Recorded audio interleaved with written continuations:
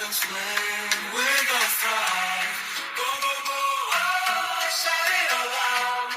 In the summer sun, we're a summer-loving crowd. Talking Brazil ball, we're breaking. Hello everybody, welcome back to another episode of Talking Brazil Ball. We're here to dissect the week's Serie A action once again, aren't we, George?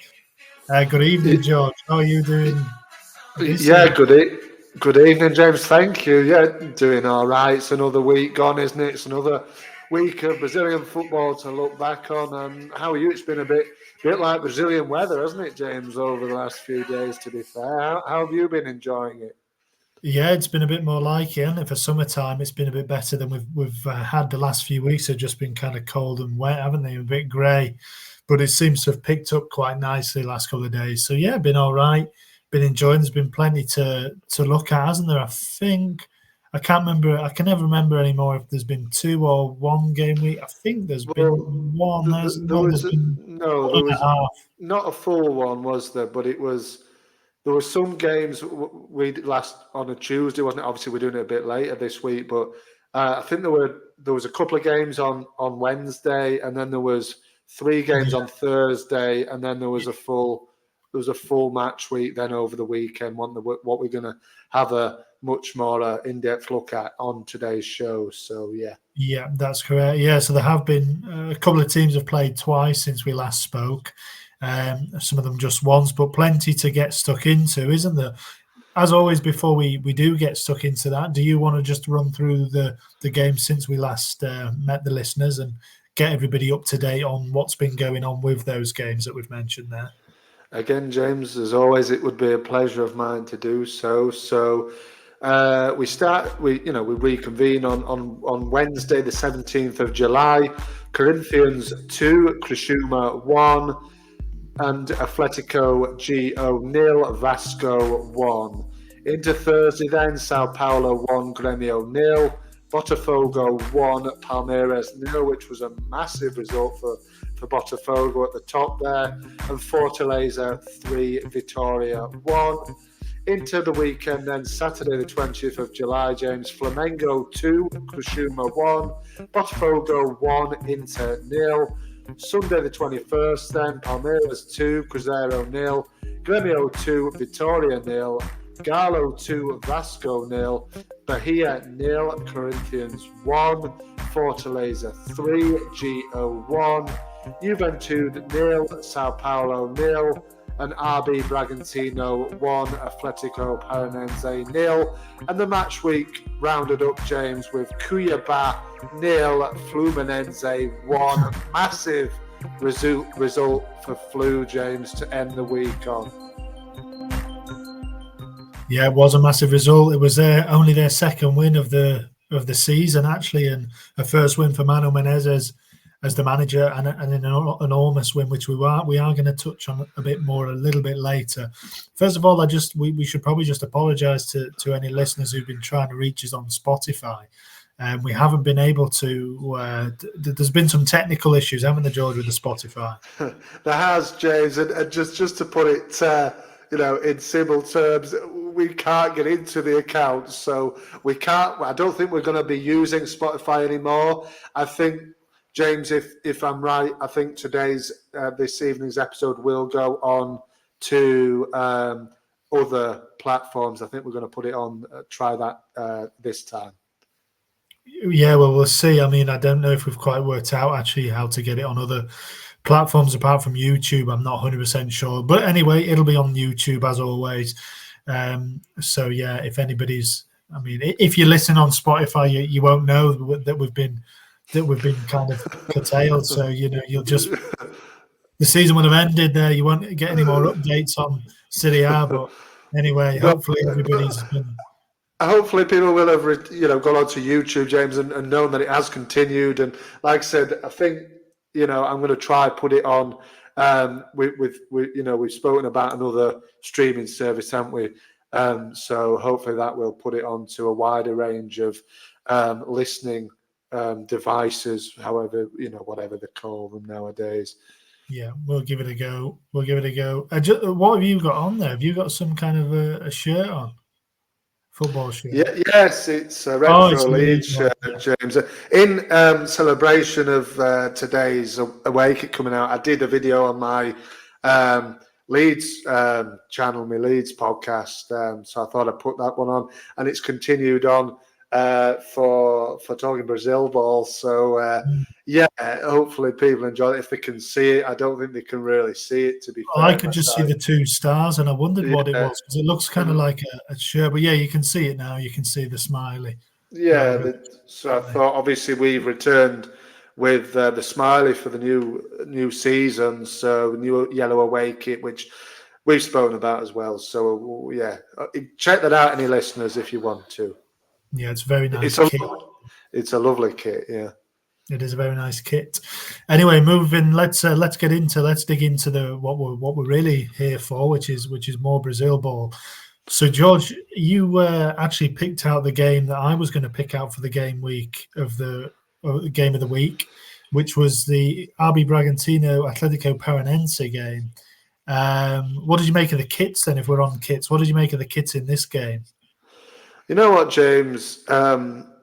It's a bit confusing, isn't it, with the kits in the Brazilian league? They seem to just drop them whenever. It doesn't seem at the start of the season. It just seems random. The Bragantino kit's a bit boring for me, to be honest. I really enjoy the Paranense, the gold and black kit. I love it. I really like this kit. I do really like this kit. James, if you're gonna buy me one, potentially buy me that one if you if you can source it. I kind of know. liked it as well, actually. It's a really nice, like a muted gold, isn't it? Kind of like a brushed bronze type or brushed gold type color, isn't it? It's really somehow shines as well. Yeah, I liked it too. Nice, very nice kit.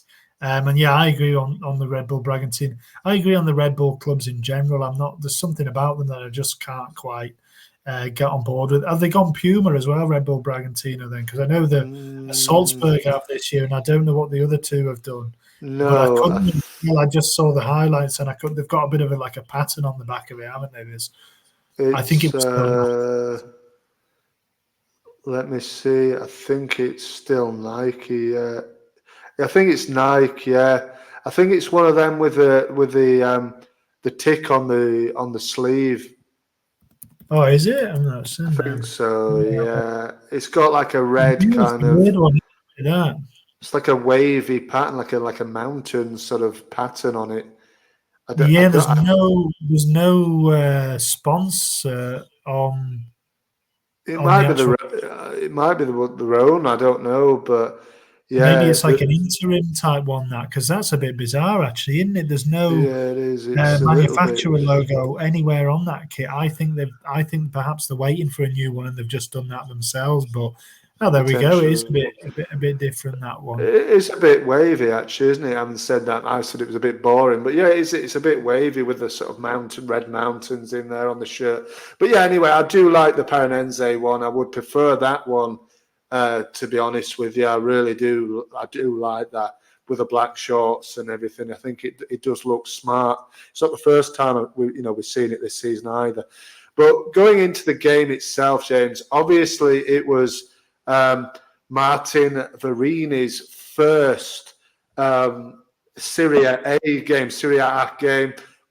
In both our games, we've got new managers for one of the two teams that have played. For me, it was Varini and his first outing in Serie A. And obviously, it was a defeat for him, but he was still pretty pleased with it, James. He was quite happy with the amount of chances that Paranense created. In fact, they had 19 shots on the goal, 7 were on target. They dominated this game, really. You've got to say they'll be disappointed to lose this match. 65% possession with an XG of 1.48 to Bragantino's 0.82. They had the better of it, and I think he was quite pleased. Even in defeat, he'll have been disappointed they lost. But I think he was pleased. He was sort of lamenting the finishing, and he was disappointed with the finishing. But overall, he sounded pretty pleased with what he saw. Obviously, they lost the game to an early goal, and you've got to be disappointed as well, James. They were playing up against 10 men for the second half. It was Raul who scored the goal, Brazilian fella. 28-year-old midfield player, Raul, Brazilian man, but he scored the goal. It was a goal, I don't know if you've seen it, James, that I think the man Raul himself, the Raul Bravo, would have been quite happy with himself, actually. It was a smart little volley from a Paranense header, which didn't go very far. Lovely finish, and they held on.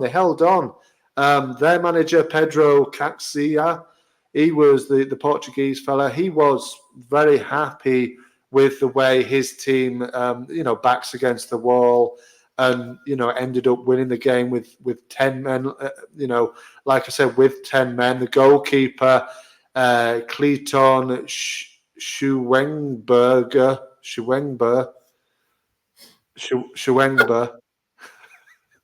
Who? Clayton Schwengber. That's a good name, isn't it? Brazilian goalkeeper. He got a second yellow. He got a second Schwengber. He got a straight red card, James, in the 3rd minute of injury time at the end of the first half. His team had to play the second half with 10 men. But now this is maybe a name to remember, James.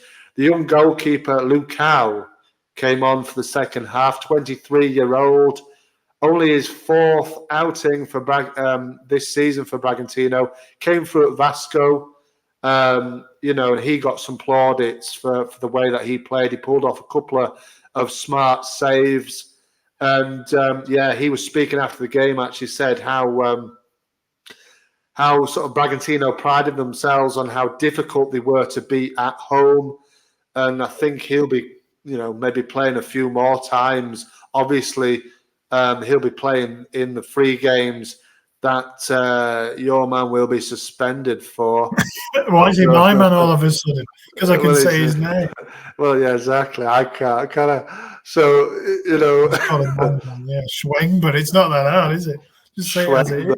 Doesn't sound very Brazilian, does he? But there you go. Came through Galo, actually, but he's their main choice goalkeeper. So Lucao will have to come in and debutise for him in the upcoming matches. But it's a much needed win for Bragantino. Really, the form's been poor. Really, you've got to say, over the last sort of five or so games, and hopefully with this win, they can bounce up into kind of the continental places, because they're kind of sitting on sort of mid-table at the moment, which is probably to be expected. But I think the way they started, they started pretty well, and they've dropped off a little bit. So they'll be pleased with this win.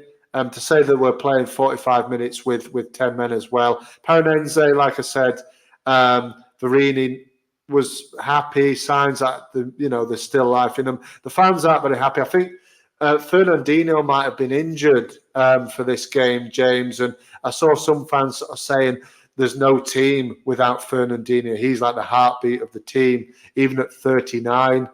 There doesn't seem any ill feeling right now towards Varini. Of course, I think the fans were quite supportive of his his appointment. So yeah, but they'll be looking to bounce back. I think they've only won 2 in 9. So yeah, and then in fact they played, didn't they, in the continental competition in the Sudamericana on Friday morning, I think it was, actually. So it was a really quick turnaround to the Bragantino match. They were playing in Paraguay, I think, on Friday morning. It was a 1-1 draw. So yeah, they might have been a bit knackered from that as well, to be fair. And also, again, it's another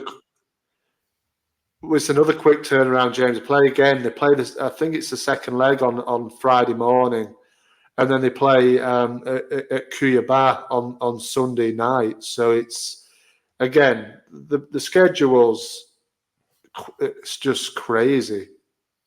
Well, it can, for a new manager, it can be a blessing or a curse, that schedule, because if you do well, you hit the ground running, you can rack up wins and kind of move yourself up the table and into the next round of competitions. If you start losing a few, as we know, it can quickly catch up to you, and they don't take any prisoners they don't seem to take into account that there's a lot of games played all together. Say if Atletico Paranense lose 2 or 3 of those on the bounce, and they crash out of the Sudamericana, for example, and they lose a couple more, they lose to Cuiabá, they lose another.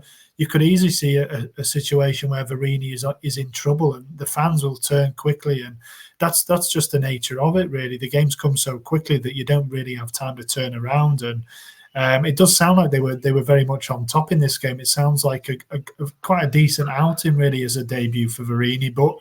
Again, they didn't manage to get over the line. They're not too badly placed, to be fair. I mean, they are exactly level on points with Bragantino and Gallo in there as well. They're in that kind of clutch of teams that are not quite able to put together a run enough to break into the top 4, but are still, within touching distance at the moment. So if they can get on a bounce and get through in the Sudamericana and then pick up some points at Cuiabá, I can see them kind of going on a run. But Fernandinho is so important to them, and it is amazing how important he is. He's been in good form this season, hasn't he? And like you said, even at 39, he's still going strong.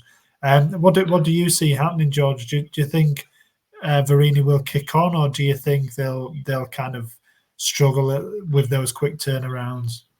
Well, like you said, James, the early signs are good for him. Even though they lost this game, I think they were on top. They were, they just couldn't get the ball in the net. So I think it was quite positive, really. I see them sort of kicking on. I think that Cuiabá is a good game for them to, for him to test his skills against in this division.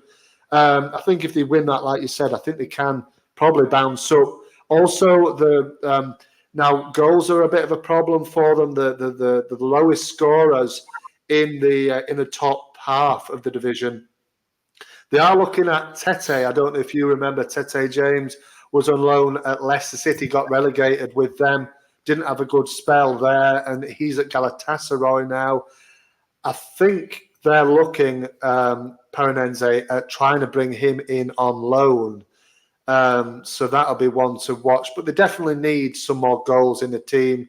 I know they've missed a few. A few have been out at the Copa America, I think, over the last month or so. So they're getting players back in as well. So, yeah, I think it's a good recipe for something good to happen. But like you said, if they lose those games, we know what it's like now.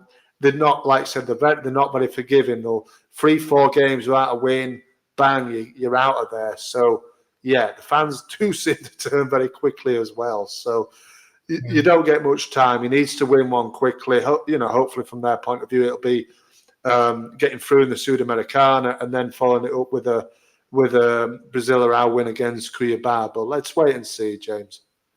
Yeah, let's wait and see indeed. Well, a good win for Bragantino then. And moving on, unless you've got anything else you'd like to add on that game there, George. Not really. I think off the back of that goal, Raul, I think Bragantino are looking at extending his contract. I think his contract is due to end at the end of the season.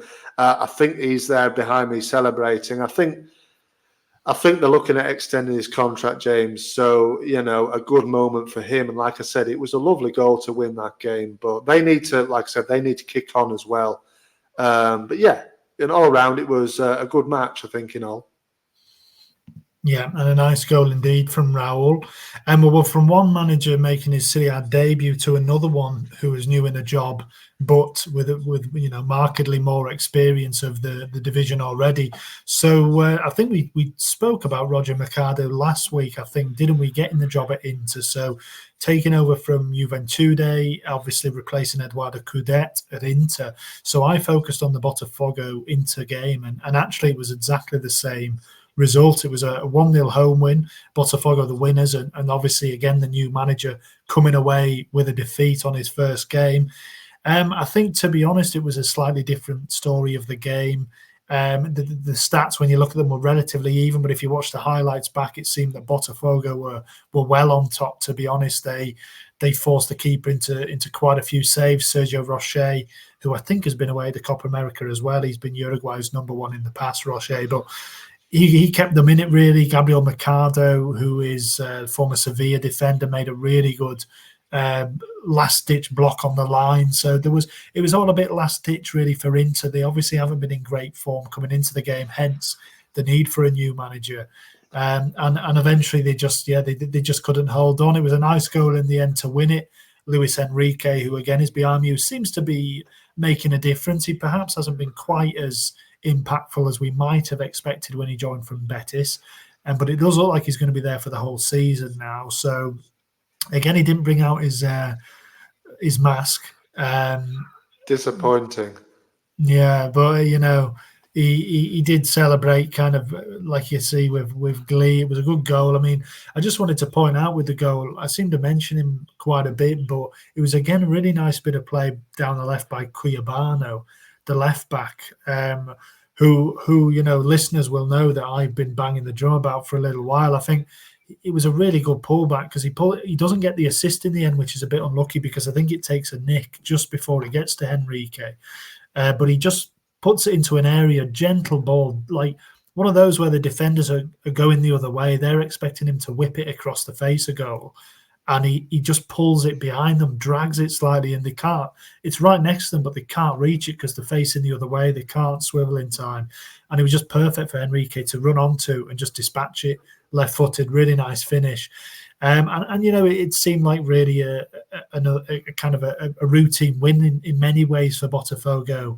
Going by the form book, this is exactly what they do. This is their third 1-0 win in a row, George. And obviously you mentioned there that enormous win over Palmeiras that they got midweek. And they're obviously in great confidence. And they backed it up. Two really difficult games on paper. We know Inter aren't in the best form, but, it's still not an easy game. With a new manager, you never really know what to expect. But they put them away relatively comfortably. And that's 5 wins in a row. They're unbeaten in 7. They are top of the table. They're really, really looking good. I don't know what your thoughts are, George. I mean, I don't think either of us hotly tipped them massively at the start. Obviously, they had that massive kind of collapse last season, and we weren't really sure what to make of the new manager, Arthur George. But he's he's really taken the things, hasn't he? Yeah, I think Arthur Jorge, James, has gotten playing fantastically. And like you said, unbeaten in 7. They've won, I think it's 5. They've won 5 in a row. They haven't conceded for 4 games now. They're just going really, really strongly. And obviously the fans will be hoping, they won't collapse like they did last season, because looking from afar on it last season, it just fell apart. You know what I mean? But Arthur Jorge is a better manager. I think he's one of the best in this league. Coming from a good quality, league in Portugal, in Braga. They're a good side. He played in European competition, I think, with them. He's a good quality coach for this level, and he's showing it. And I don't see them letting up. I think they've got some good players. Have signed a few, quality players for this league as well. They've got the star quality in, like Enrique, like you said. Maybe he hasn't sparkled as much as we thought he might, but he's still contributed quite a lot to this season already. And the serious contenders for me. I don't think we did speak about Machedo, though, James, coming in. I think it was after the pod last week that he came into Inter. Yeah. Okay, I remember you saying about him being a Gremio man. Obviously, he used to play for them and manage them. And I think I sort of said, I don't think he will. But obviously, I think the next day it came out that he'd left Juventude, and he was basically like that, and he was in Inter. So yeah. Okay. Well, I'll touch on him. I'll touch on him quickly, but yeah, Botafogo. I'll just finish up on them. I mean, you're talking about shirts. I do like that Botafogo shirt as well. It's a lovely cardigan-esque one. It's a real stunner of a shirt. I mean, Reebok don't make enough shirts for me anymore. That's a beauty. But yeah, Arthur George is a brilliant manager, and I've seen him speaking actually this week, and it's maybe no surprise that he's a good manager, because he's got 2 inspirations in management, he's been saying, and one of them is Johan Cruyff, who is obviously a godfather of the kind of the total football and the Barcelona the style during the kind of the 90s as well. Obviously, his Dutch team much further back as a player, but as a manager, that was his kind of legacy with that Barca team. And the second one, George, was Herr Klopp, my mate. That is my man, Mr. Klopp. So he's been speaking about that, saying the verticality of the game, fast players always looking for the goal. And that's what he's taken from Klopp, basically. So he's trying to play in that style where you get the ball, you don't hang about, you get it up the pitch quickly and try and hurt the opponent as quickly as you can. And that's obviously something I've seen a lot from Liverpool. And it's a real style that when you've got the players to do it, it can be really attractive to watch and it can be really devastating to play against. So if he keeps that up, then, yeah, like you say, they perhaps won't let up. And that's ominous for the rest of the division, really. But yeah, okay. Well, let's touch on Machedo then, because I thought we had, and I'd made a note, and it was right at the bottom of the last episode note, so I couldn't remember if it had been. But yeah, like you say, very much a Gremio man. Had a long time there as a player, almost a decade. I think he's managed them twice in his career, and obviously at Juventude, so he's very much a kind of Rio Grande do Sul guy, and that's maybe fitting this year that he's kind of completed the set and gone to Inter. The fans weren't particularly happy from what I could gather. It wasn't a massively popular appointment, as you could imagine.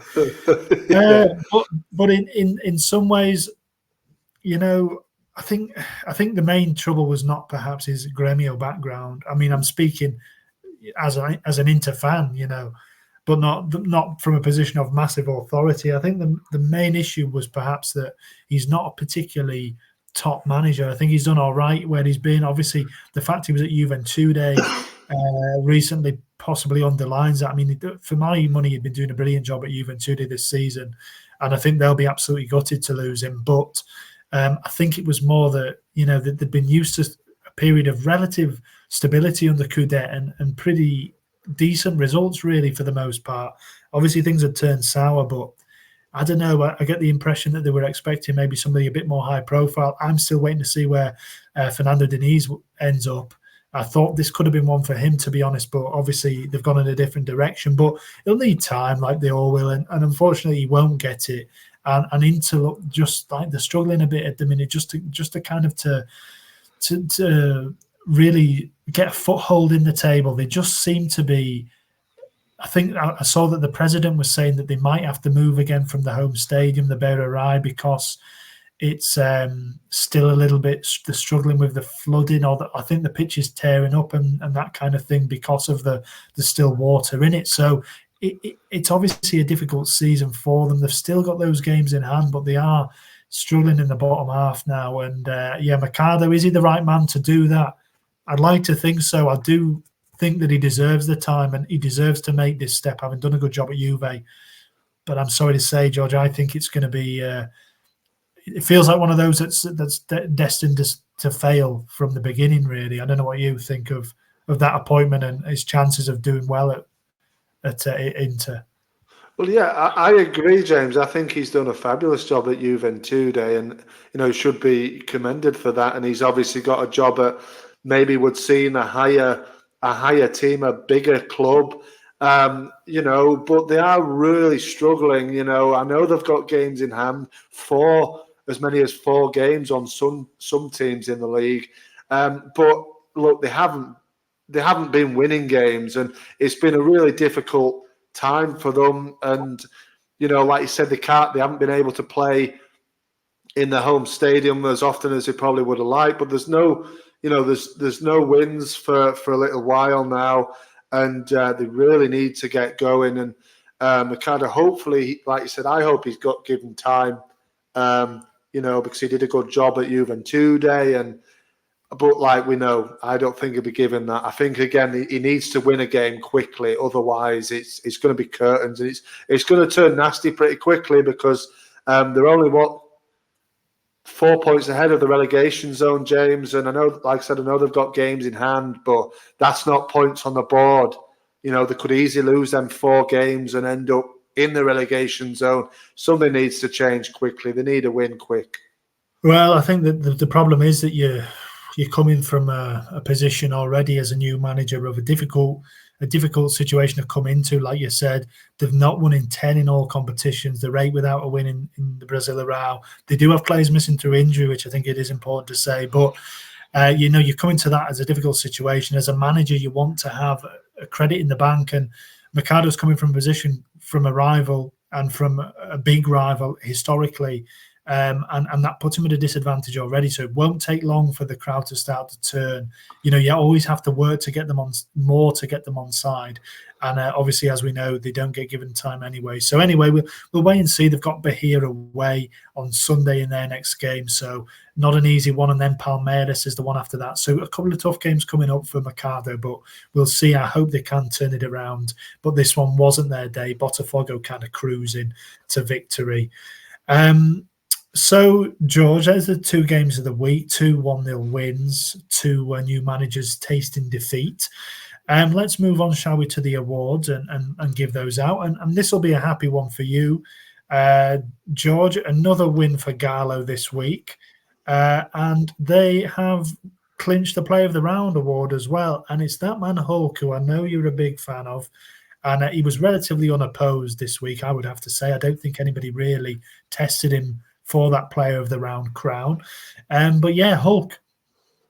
Yeah, Hulk, James. I am a big fan of Hulk. And Galo, like you said, happily for me, after a little bit of a bad run of form, have now gone 3 unbeaten and a 2-0 win against a team in Vasco who are on incredibly good form. It was a brilliant win, this, really. And Hulk, like you said, was a bit unchallenged with a Player of the Round win here with 2 goals.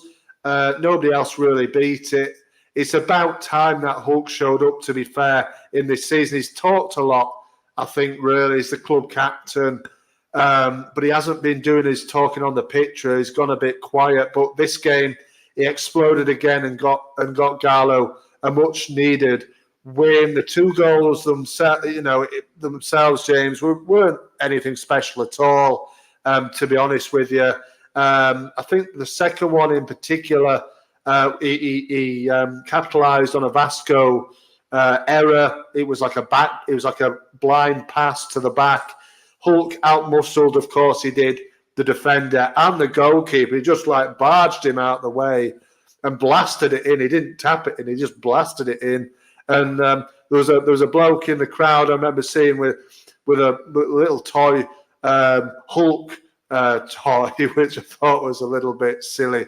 Of course you're going to get that. But it was good to see him scoring goals because, like I said, he seems to have been talking a lot this season when they're not doing so well.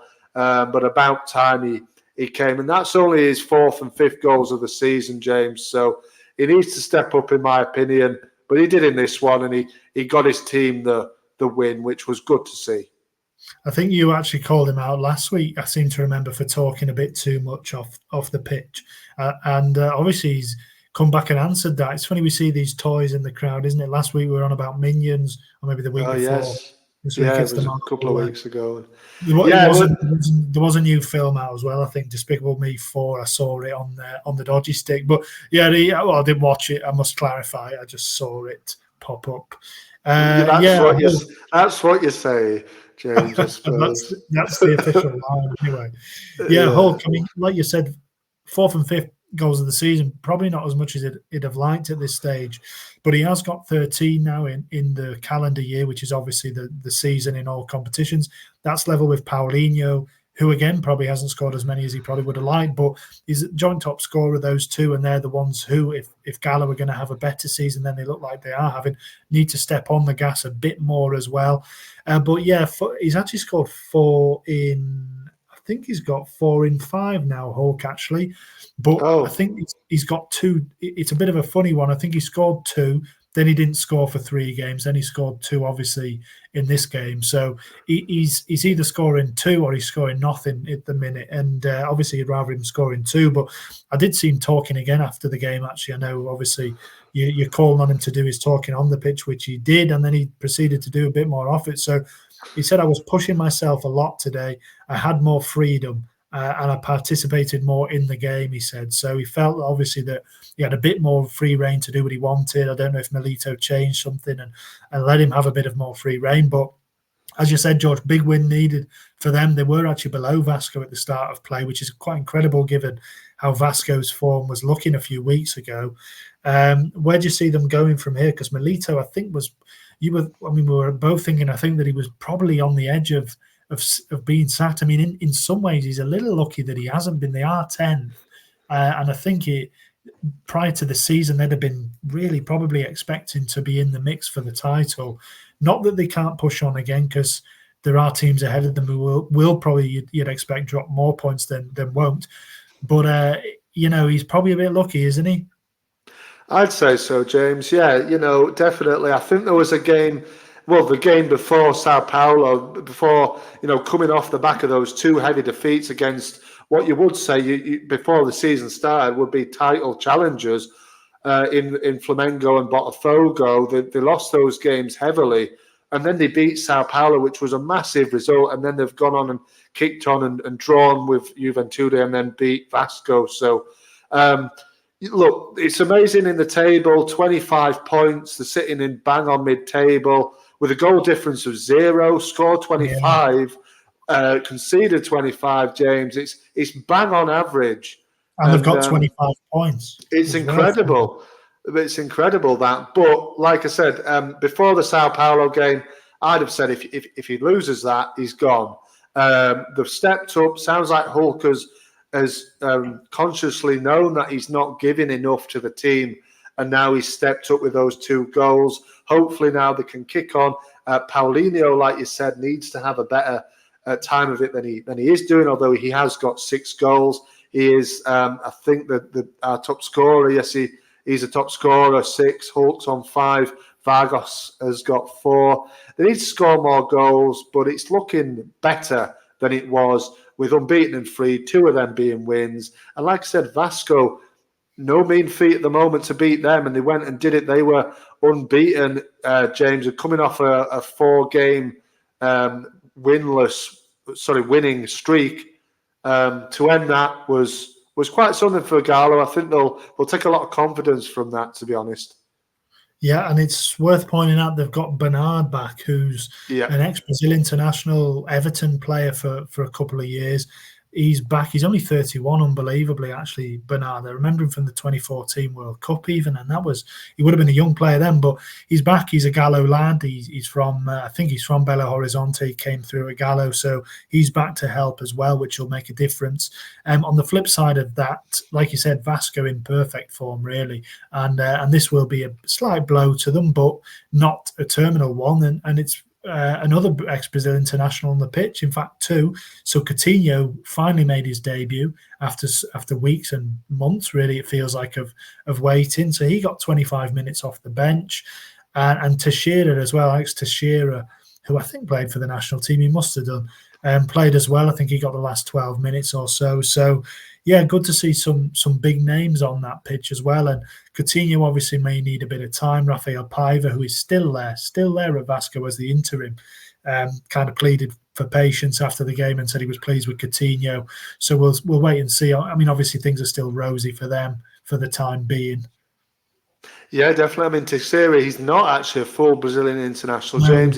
He was an under-20 international, but that's as far as he got. I mean, we had a laugh, didn't we? We had to laugh really on, when the game was going on because of Vasco's bench. I mean, he's your mate JP now, but there's also a bloke called GB, which apparently is a 19-year-old. There's not a great deal of information on this lad, but I like him because, of course, James, they're by initials.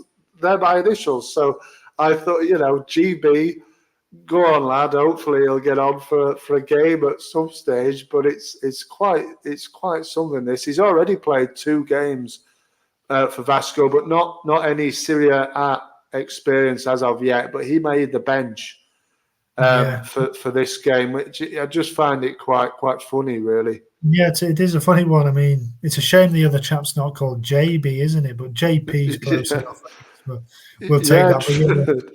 You wonder what's coming next, really, for Vasco. But he does seem to. I mean, it does seem to have taken a slight turn away from the youth pivot. I mean, it seems they were at one stage. They had a few young players of the round, I think, and they had Estrella, Leandrinho, and obviously JP.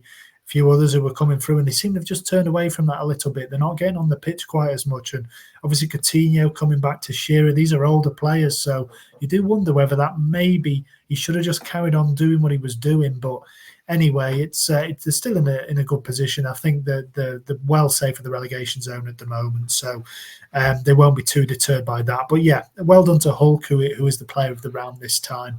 And hopefully he can now show us, why he's such a legend over at Gallo. Moving on, George, to the young player of the round, I think we'll do next. And again, there wasn't too many kind of candidates for this one. Cuyabano, who I've mentioned already, I mean, he was unlucky not to get the assist for that. He didn't get it in the end, but he's really been making a difference of late for Botafogo, and I think he is really one to watch. Another young player I just wanted to bring to everybody's attention is a chap called Ryan, who started for Corinthians. I think it was his first start. Certainly his first start in the Brasileirão, only 21. He played for 63 minutes, and they got an absolutely vital 1-0 win over Bahia, George. So I think he deserves a little bit of credit, having started that and obviously helped them to a win, second in a row for them now, and they're cooking nicely, aren't they? So just a word on Corinthians there, George, if you would, and Bahia as well have actually lost 2 in a row and have just had the win taken out of the sails a little bit. Yeah, look, I mean, it's amazing what a new manager can do sometimes, isn't it, James? And he's won both of his 2 games. Like I said, 2 massive wins for Ramon Diaz, and he's come in and just shook it up and said, "Hey, this is what you do.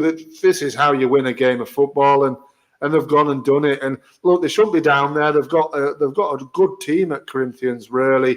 And like you said, just huge to get them believing again that they can stay up, they can even push on. There's much time in the season for them to push on, for Diaz to get his ideas across even better, and for them to win games. It was 2 enormous wins, and the latest one being against Bahia, who, like you said, have lost 2 in a row.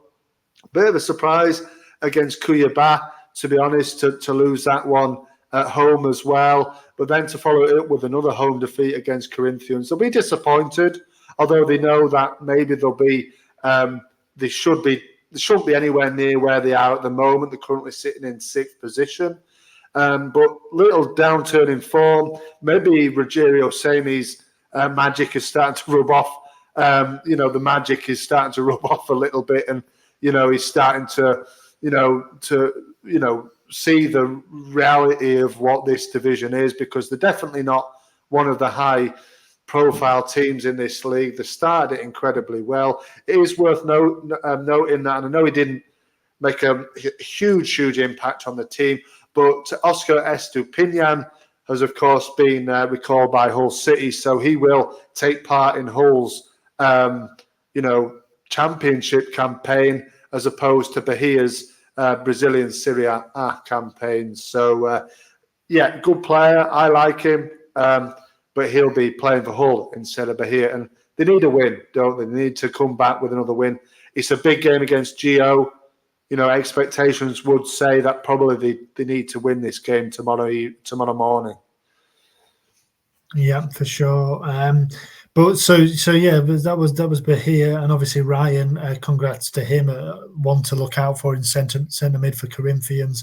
Ramon Diaz, I'm sure, will have a plan for him. But the young player of the round, actually, George, and I don't think it's a consecutive player of the round, is it? I think it's 2 out of 3. Is it consecutive? No, it's consecutive.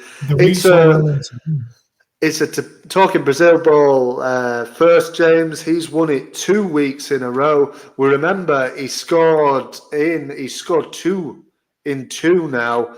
He scored an equaliser last week against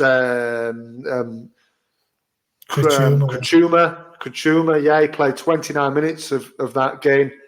Now he's gone and won a game for Fluminense, James. It's that man, Kua Ilias, who got the winning goal. He came on in the 67th minute, James. He scored in the 74th to give Fluminense a massive win. Like we touched on at the top, James, no wins. First win in 15 games. Only the second win of the season.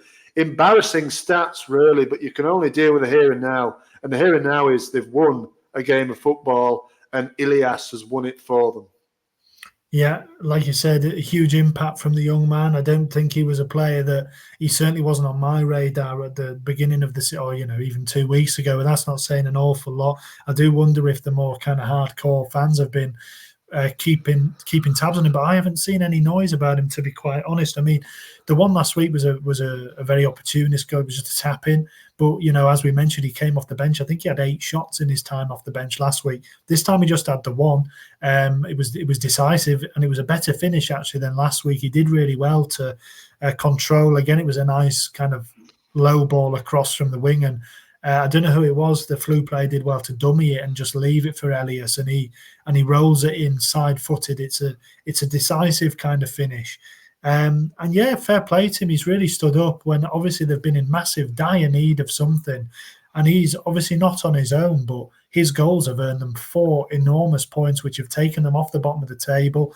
They're looking up now, and he's. This is how stars are born, really. When you get the opportunity in a struggling team, he might not have been expecting an opportunity at the start of the season. He's got one, and he's taken it. And there's nothing more you can really do as a young player. No, absolutely not, James. And like you said, he's given a opportunity. Like I said, he's not saying too much. I suppose if he wasn't on my radar either. But like you said, that's not saying too much because we're obviously learning about these young players as well. But yeah, 4 points gained for his team.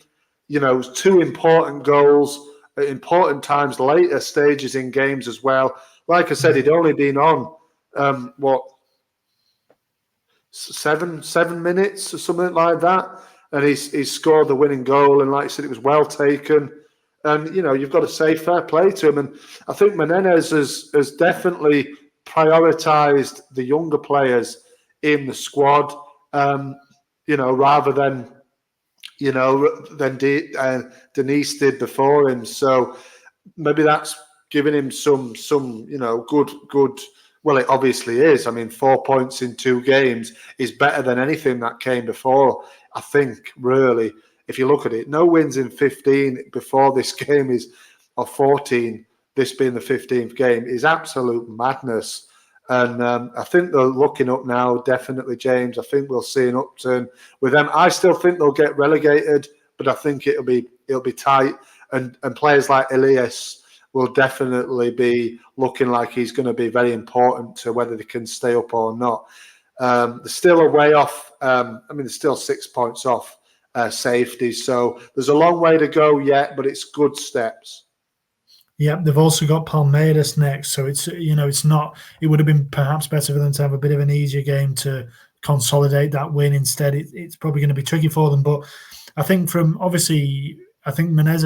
I think part of the reason he's gone for youth is that there are injuries in the back line. Obviously, that old back line, which we've spoken about at length, really this year.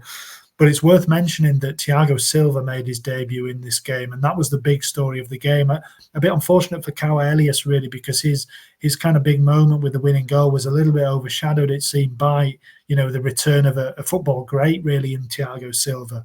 And Thiago Silva himself was very happy with Elias after the game. He said he gave him an 8 out of 10. He said he'd have probably given him a 10 if he'd have played longer. But Silva himself, I don't think he can be understated, really, how important he could be. His first start, he played 90 minutes. He's 39 now, but he still can go the distance in those games. Obviously, a clean sheet, and I think just his leadership, his whole manner. He's such a professional. I think it's going to be. He's going to be such a difference for them, to be honest. And I think it's also worth pointing out that Andre Trindade, who I was raving about at the start of the season, obviously was linked with Liverpool. He's finally come back into the lineup. He's been injured since April. He's only played 3 times since April, and that's been 3 of the last 4 games. So they've won 2 of those. So they've won 1 and drawn 2 of those. The only one that they lost of those last 4 games, Andre didn't play at all. So for me, he's the best midfielder in the league. And I think, it makes a difference having him on the pitch. So those two players, obviously, Andre, it looks like might be going to Fulham, to be honest. So I don't think he's going to be here for too much longer, but they might get a couple more games out of him. And I think they'll be fine. I don't see them going down. I think they're going to pull out of it. Maybe not starting with Palmeiras, but I think very soon. But anyway, George, let's move on because we are kind of running slightly over time, I would say. But obviously a big win for Flu.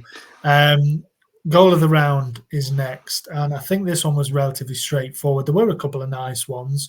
And before we actually go on to the goal itself, I think we have to mention the incident in the Flamengo Kachuma game, which actually went viral, which is not often you see a piece of play from Serie A go viral in the greater kind of consciousness. The football Twitter had a field day with this one. And it was a late penalty awarded to Flamengo. I think most listeners have probably seen it by now. But it was Barreto, the Kachuma defender or midfielder perhaps, who spotted a second ball on the pitch just as, I don't know who the Flamengo player was actually, but he was about to pull the trigger and have a shot. And Barreto just kicked the spare ball against the ball that was in play and gave away a penalty. So it was a bizarre incident, George. I've never seen anything like it. I don't know if you have. No, I hadn't, James. And I think when I initially saw it, I thought, what's gone on here? And then it took me a minute to say, what's he done that for? He was in the vicinity of the player. Like you said, I can't remember who it was either, but he could have just tackled him. He obviously just thought, let's kick the ball against, have a bit of a laugh or whatever. It's cost him. It's cost his team a point, and it's just ridiculous. It's ridiculous. Obviously, he didn't get. Go on. I was going to say, he said after the game, it was a bizarre moment. In my mind at the moment, it was instinct. I didn't know it was a penalty or I wouldn't have done it. So he didn't know, and I didn't know. I don't think anybody knew. The referee got it spot on, apparently. It was a penalty by the letter of the law. But he didn't know. He was saying he wanted to alert the referee's attention to the fact there was another ball on the pitch, and he didn't know. I feel a little bit of sympathy with him, but again, like you said, there was no real need to do it. It didn't look like the guy was going to score. And obviously, Gabigol did score in the end, the penalty, and won the game. It would have been a massive point for Kachuma. It was in the 89th minute, James. They probably were on the way to a point. What are you doing? Just kick it out of play. You could tackle him. He wasn't going to score. There was plenty of bodies before him and the goal. Just try and tackle him or get a block in or something if he's going to have a shot. If you're kicking a second ball against the ball that's in play already, you're opening yourself up to something what you don't even know what's going to happen. And I think, looking at it, I think the referee, I didn't even know initially, but I think he got it right. And I don't even know to the law, the law itself to the letter. But I think there's no think about it. I think it is a penalty. There's no question. It's not. You can't do it, or isn't it? There's a rule against it, and I don't know exactly what the rule is, but it isn't a subjective call. It is, if this happens, it's a penalty. So yeah, it was a penalty. There's no debate, and he did get a booking for it as well. And like you say, Gabigol lashed it. It was a lovely penalty by Gabigol, and it's worth pointing out as well that Pedro seems to have this slightly distinctive finish where he just side foots it out of nowhere. Really nice finish from Pedro, but he missed a penalty earlier in the game as well. So it was interesting because Pedro has scored quite a few penalties this season. He is their penalty taker. But he didn't take this one, and he was on the pitch. And Gabigol obviously has been a bit of an outcast at Flamengo, but he stepped up and he put it away. So yeah, the Barreto certainly won't be doing that again, George. But we'll have to keep an eye out if that happens again. I doubt it, really. I've never seen it before happen. So it was ridiculous, James. I mean, why not just leave the ball and tend to the opposition team attacking you? Don't deal with that ball. Just leave it. You don't need to do anything with it. But he decided to kick it against him. Like you said, I wasn't aware that there was a law against it. But to me, not knowing the law, I'm thinking, yeah, it's a penalty. Obviously not knowing that it was actually to the letter of the law a penalty. Pedro, that was a lovely goal earlier on in the game, actually. It was like one-touch football, basically. And he, like you said, he's got this kind of distinctive kind of finish. And he's topping the charts. He's top of the goal scoring charts. He's top of goals and assists, goals contribution. He's top of that as well. and he's probably one of the best players in the division. You've got to say, really. But yeah, ridiculous, because they were on the way to a very, very good point, really. Yeah, Flamengo pulled one out of the fire, and Pedro, for sure, one of the best players in the division. It's kind of a stabbed finish with this kind of instep. It's a really, I like it. It seems was to nice. take the goalkeeper by surprise. He did it a couple of weeks ago, and I thought, I've not really seen that before, and then he's done it again. But anyway, that was not the goal of the round, but obviously a very funny incident in some ways, but obviously a costly one for Kritchuma. But the goal of the round, George, I don't think there was much debate about it. Well, It was a goal. just before you introduced it, James, I think there was one or two for me that I kind of liked. Or one in particular was the Gremio goal, the first one, Soteldo, because he kind of didn't give up on it. He found himself on the left wing, and he beat a couple of players, and then he got a bit lucky.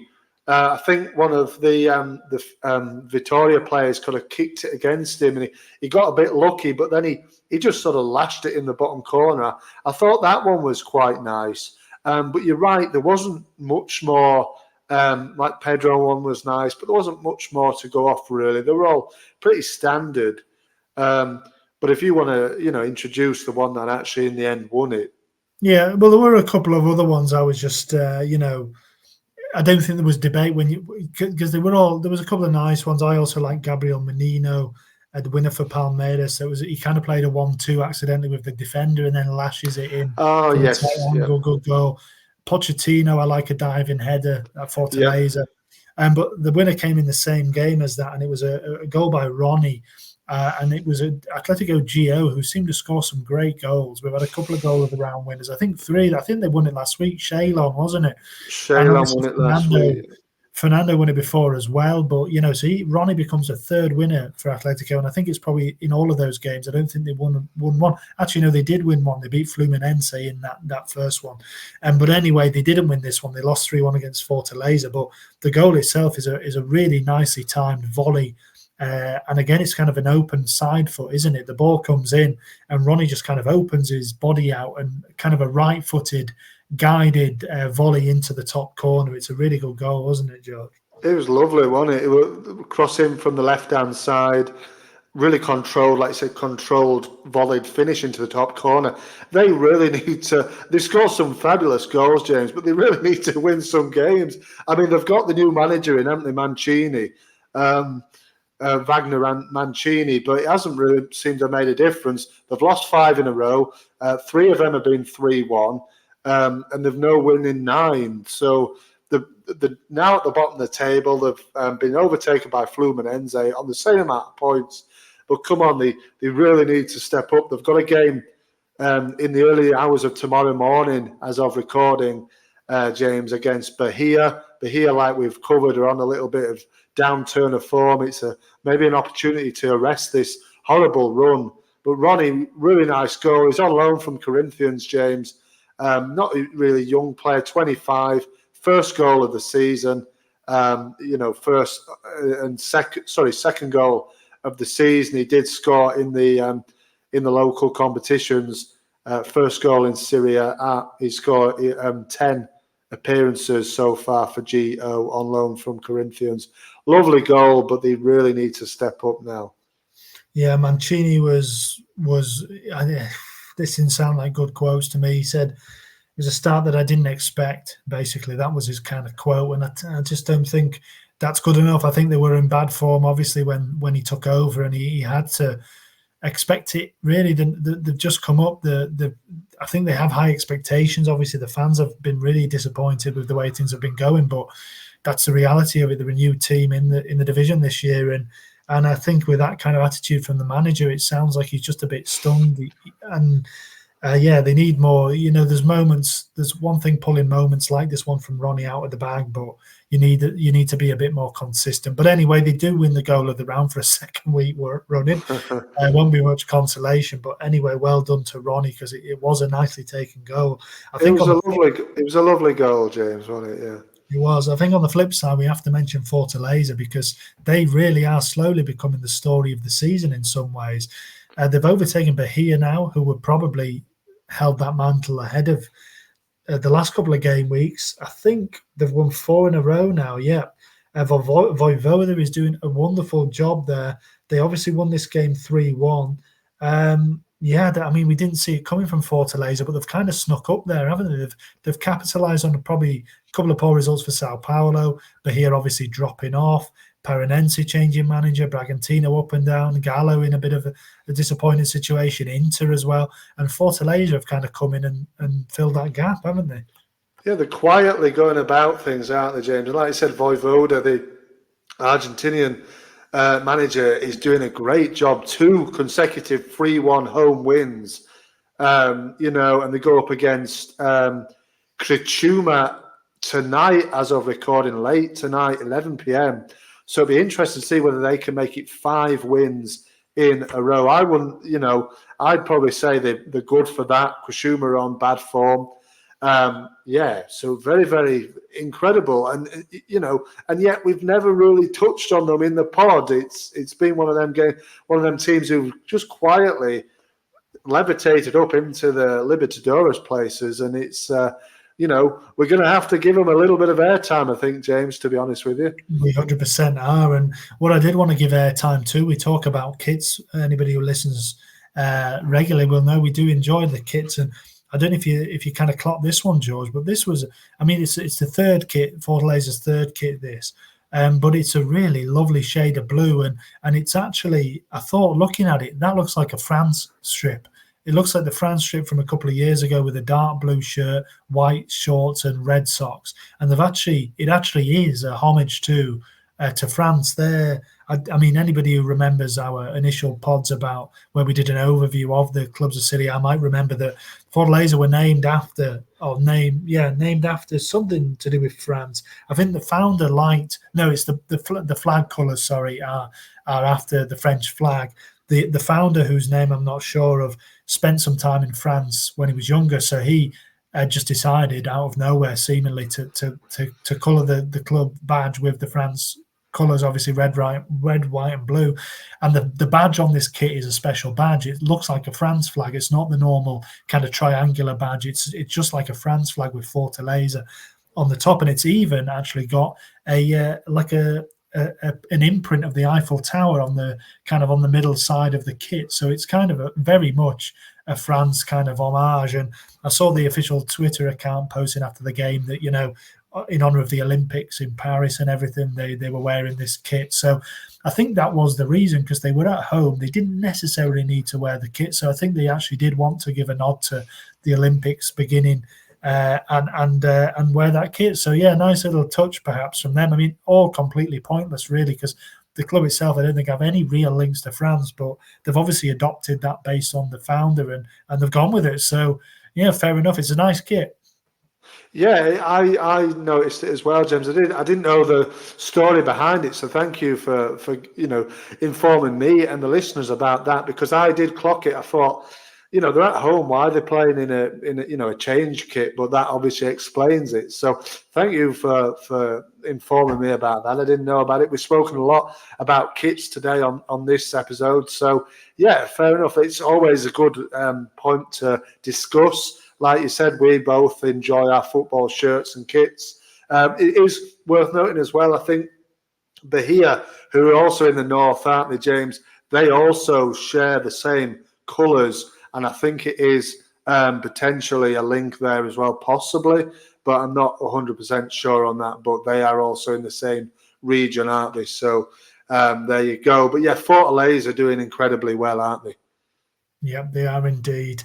Anyway, George, let's push on, because it's a hefty show, this one. So let's look ahead. There's a like we said, there's a few games this evening. There's some on Thursday and there's another one on Friday before we head into obviously the game week that we'll be looking at the weekend. So do you want to just run through the fixtures just so everybody knows what we've got to come over the next kind of 4 or 5 days?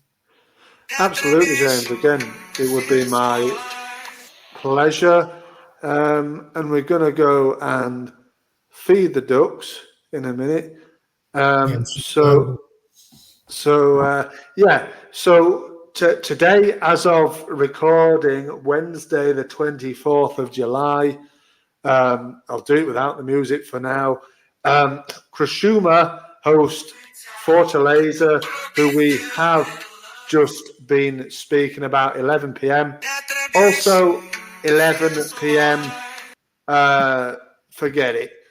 I don't know what it's doing. Did this last week? Yeah, it did. But also on tonight is Cruzeiro against Juventude. Sao Paulo also host Botafogo at 11:30. 11:30 UK time. Tomorrow, midnight UK time, Vitória host Flamengo. Atletico GO host Bahia at 1:30. Forget it. Just leave it. Also at 1:30 is Fluminense against Palmeiras. And then Friday, the 26th of July, midnight UK time, Corinthians host Grêmio, which is a big, big game. Also then into the weekend and the game week that we'll be focusing on next week, James, Juventude against Criciúma. Oh, a new one. Palmeiras against Vitória. There you go. Finally, we've got that there for the listeners. So it's been a bit. I don't think if people have been able to concentrate. I don't think I have. You can't seem to do it, can you? Just run the fixtures. But I was doing it with the music on. So 28th of July, Sunday, midnight, Bahia host Inter. Botafogo host Cruzeiro at 1:30 in the morning, UK time. Also at the same time, Fortaleza host Sao Paulo. RB Bragantino face Fluminense at 3 p.m. 8 p.m. Flamengo host Atletico GO. Galo host Corinthians at 11. Cuiabá also play at 11. They host Atletico Paranaense. And the game week, James, concludes with Grêmio against Vasco da Gama. Fantastic. Don't know what was going on with the music there. It just seemed to want to play the one that I wasn't clicking on. But anyway. Yeah, it really threw me off. So hopefully we got there in the end. We did. As we are doing now, we're going to pick our own games of the week, George, instead of collectively deciding them. I know you picked first last week, but I'm going to ask you to pick first again anyway, just because I'm a gentleman. So I've got one in mind already. So last week you, of course, picked that one that I was thinking of. So let's see if you can repeat the trick again and do it again. I think you might, to be honest, but let's see what you go for. I think I will, James, because I wanted you to pick first because I was being a gentleman, if you like, as well. I'm going to go with Fortaleza against Sao Paulo. Yeah, that was what I was going to go for because, like you say, we needed to give Fortaleza a bit more love. Sao Paulo, I think, are another team that we've perhaps overlooked a little bit, who have been having a good season. And also, it's the two badges, isn't it? Those upside-down triangular badges. It just looks kind of cool together, doesn't it? I don't like them as a rule, actually, stand alone, but together it looks like a good matchup, doesn't it? Yeah, it does. I don't like them either, but you're right. It does look quite aesthetically pleasing, doesn't it, somehow? So yeah, I'm going to go with that one. I thought you'd go with that one as well, but I wanted to give you the opportunity to maybe to go with that one, and I pick another one, but obviously it hasn't worked out like that. Who are you going to go for, James? Well, I think before when we spoke, I said there was about 5 that I was gonna pick instead. And looking at them now, I'm not really that enthusiastic about any of them. So I'm actually going to pick a different one that I didn't initially pick, and I'm going to actually shine a spotlight on 2 of the promoted sides, Juventude against Criciúma. I'm going to look at that because I feel as though we haven't touched on either of those in too much depth recently, and I like both of them. Generally, and Juventude, I'm not sure if they've got a new. Yes, they have got a new manager. They have, yeah. Got Ventura, haven't they? Jair Ventura. So he was at GO, I think, wasn't he, at the start of the season? We'll see how he gets on there. And Criciúma, I think, are always worth a bit of a watch. So that'll be my game of the week this time. Interestingly enough, James, if you'd have picked that other one that I'm going for, Fortaleza Sao Paulo, I was going to go with Juventude Criciúma as well. So Well, there you go. they like, could have been in another world, could have been reversed, and we could have been looking at those two games as well. But there you go. So that's it. That's it. That's it. Yeah, that's it. Right, George, run the table. Yeah, of course, James. So the table is... Top of the table is Botafogo on 39 points. Second is Palmeiras on 36. Third is Flamengo on 34. Fourth is Fortaleza on 32. In fifth is Sao Paulo on 31. Sixth, a point back, is Bahia on 30. Seventh, Cruzeiro on 29. Eighth is Atletico Paranaense on 25. Also in 25 is RB Bragantino in 9th, and in 10th, Galo also on 25. 11th, Vasco on 23. 12th is Juventude on 21. 13th is Inter on 19. 14th, Corinthians on 18. 15th is Criciúma on 17. 16th is also on 17 is Cuiabá.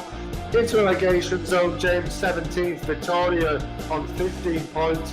18th is Grêmio on 14 points. 19th, and a riser, is Fluminense on 11.